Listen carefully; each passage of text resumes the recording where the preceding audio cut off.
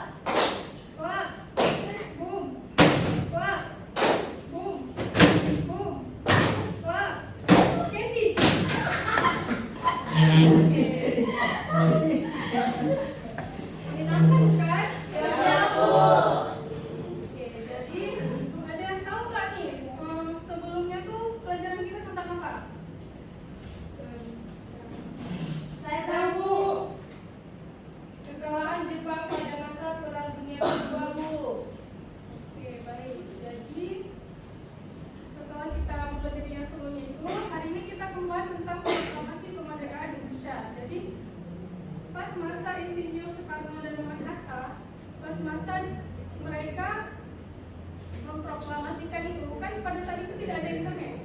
Jadi bagaimana caranya agar seluruh dunia ini tahu bahwa pada saat itu Indonesia ini merdeka? Siapa yang radio, Bu. Selain itu? Radio di mana? TV, Bu. Ada TV, Bu. Selain itu ada. Oke, jadi kalian sudah mulai Surat kabar.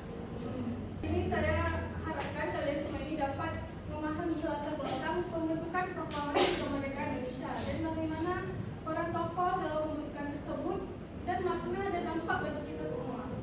Jadi sebelum Ibu memasuki materi, nanti saya akan berikan kelompok, berisikan 3 kelompok, dan nanti kalian akan mempresentasikan kerja hasil kalian itu di depan kelas. Setelah itu di depan. Ya, Bu. Oke, jadi Ibu akan memberikan penjelasan sedikit pada masa proklamasi kemerdekaan Indonesia. Sebelum masa proklamasi itu, Indonesia pada saat itu sangat tegak karena Jepang itu sudah kalah dari sekutu pada bulan Agustus 1945. Tapi belum sepenuhnya menguasai kekuasaan mereka itu di Indonesia. Jadi para pemuda yang pada saat itu mendengar situasi tersebut mendesak Soekarno dan Muhammad Hatta untuk segera memproklamasikan kemerdekaan Indonesia. Mereka takutnya kalau menunggu terlalu lama nanti kemerdekaan ini akan diumumkan di pihak lain, bukan dari bangsa kita sendiri.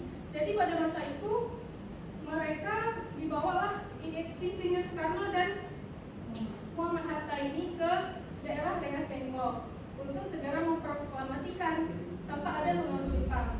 Disitulah peran golongan muda dan tua itu disepakati dan akhirnya pada malam harinya tanggal 16 Agustus 1945 mereka dikembalikan ke Jakarta untuk menyusun naskah proklamasi kemerdekaan Indonesia, dan naskah itu diketik oleh Insinyur Soekarno dan ditulis oleh Said Tigalik dan disetujui oleh Muhammad Hatta dan juga serta Ahmad Subarjo.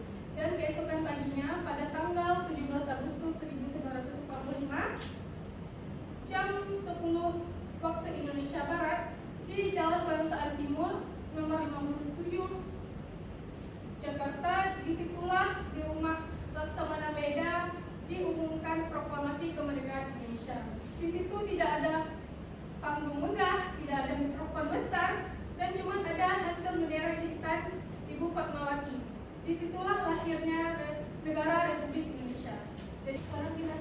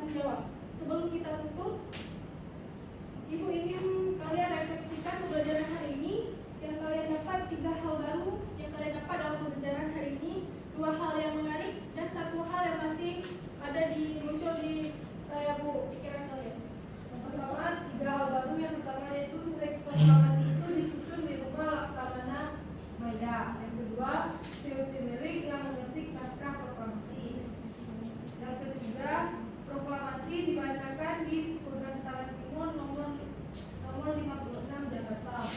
Selanjutnya yang kedua, dua hal menarik dari peristiwa proklamasi. Yang pertama, momen proklamasi dilakukan dengan sangat sederhana.